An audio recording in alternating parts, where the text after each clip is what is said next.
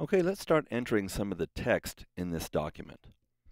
First thing we want to enter is the composer name. Let's do a search for composer name. So this looks like this should work. Text, tab, styles, and text style. So if we click on that, you'll see it takes us there to common and right here, composer name. So we can click on that. It loads our cursor with it. We can just click anywhere on the screen because Sibelius knows where it's supposed to go, which is over there. And then when we're done entering, click outside the box, and it places it where it needs to go. The next text that we'll add will be the actual name of the song, something. Song title, I believe, is what that's called. Yeah, text styles, so it's in the same location, but title. Okay, there's the title of the song. So we'll click on that, do the same thing. We can click anywhere almost on the screen. It's going to know where it's supposed to go. Something, and we'll click outside the box. And so we've added the name of our piece and our composer name. Now let's look at adding the tempo information. So the play has to do with playing your song. We don't want that. We want a text and a styles, probably common tempo. Let's see. Let's go look at that. Yeah, that looks the same. So that's what we want. Now let me show you a little trick that you can do. If we click on that, we know it's supposed to go over here somewhere. So we'll just click. And it's given us the cursor. Now we could go ahead and say andante and start typing this in.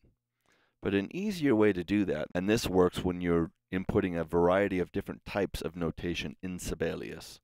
So you can use the control modifier key, hold down control, and then click on the flashing cursor.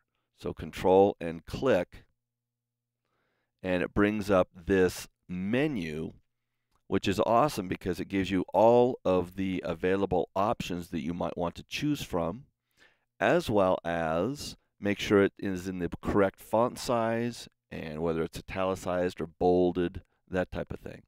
So we'll choose Andante and then hit spacebar and hit Control and click again. And we can go down here and here's our quarter note.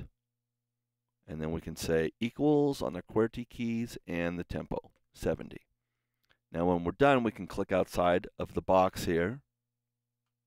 And we've entered now our tempo information.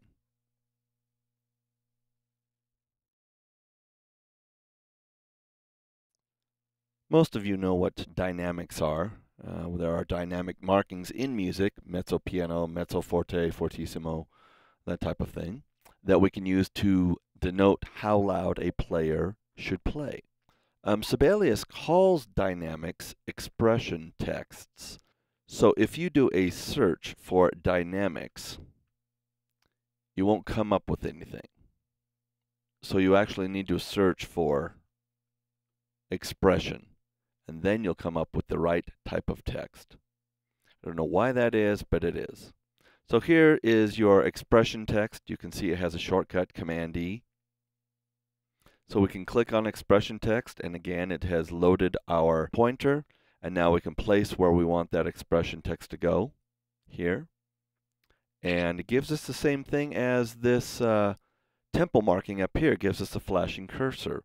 So this is another example of when you can actually use that shortcut that I just showed you. So Control and click. So there's my cursor, Control and click. And it gives you all the available options that you may choose for your expression text. In this case, we're going to add mezzo forte. So I can choose mezzo forte and then click away from the cursor and it places that. Let's go look for some other text. Here's one right here at measure 11. So we can select that note and then also go back up here and say expression text. So text styles expression. And same thing, Control and click, mezzo forte, click outside the box, and then we have a forte right here when it goes to the key of A. So again, we can either click on the note, or we can just load our cursor with a dynamic or expression text, and then click where we want it to go. And then Control and click, and place our dynamic marking. Click outside the box, hit save. That's it looks like for expression text. Mezzo forte, crescendo to forte, and then a decrescendo.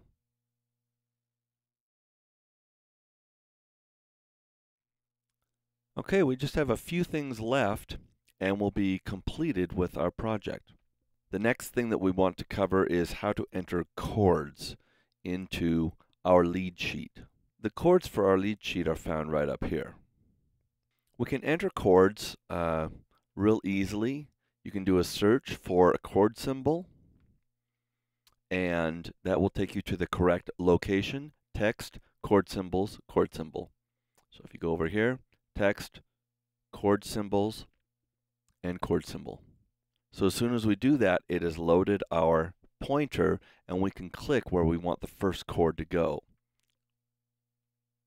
So we'll click right there, and then there's a number of different ways we can enter this information. We can just type it in, so F, and then the way that we get to the next note that we need to add a chord symbol for is by just hitting the space bar.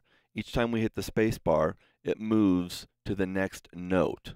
So we want the E flat chord to be right there. So a capital E and just a small b, and then space bar again, and G7/D, or G7 over D. So G7 / and D, and space bar. Now, one thing you may have noticed is that when I added E flat, it was in the way or conflicting with the tempo marking here. As soon as I hit spacebar after hitting E flat, Sibelius recognized I was entering an E flat and made room for andante, so it moved andante up. That's a feature in Sibelius that's really powerful, and it's something that's new. It's called magnetic layout. And what it does is it looks at what you're doing and appropriately adds space where there needs to be space so that your layout looks correct without you having to go in and manually move things around. All right, let's continue adding our chords. We can add C and then hit spacebar multiple times till we get to the next chord, C, Maj, and 7. And then as soon as we hit spacebar, you'll see that it changes the way that it looks, so it looks more like this. Sibelius is very capable at creating text versions of your chords. So the next chord, C7. Even though I type C7, as soon as I hit space, it'll understand that it should make that a small case 7. Now, the other thing that we can do is if you're a keyboard person, you could actually play the chord in by playing your MIDI keyboard. Okay, so I played my MIDI keyboard, and then I can go space, and I could actually play the chord, A minor over E, and then to D7. Okay, so you get the idea. You can do it a variety of different ways. And then G over B. So that's how you add chords. If you need to get out of this chord mode, you can use the escape key. And then when you need to add more chords again, same thing, back to text, chord symbol. Your pointer then is loaded, and you can click on the note above which you need to add a chord symbol. So that's how you add chord symbols to your score. Next, we're going to look at entering lyrics.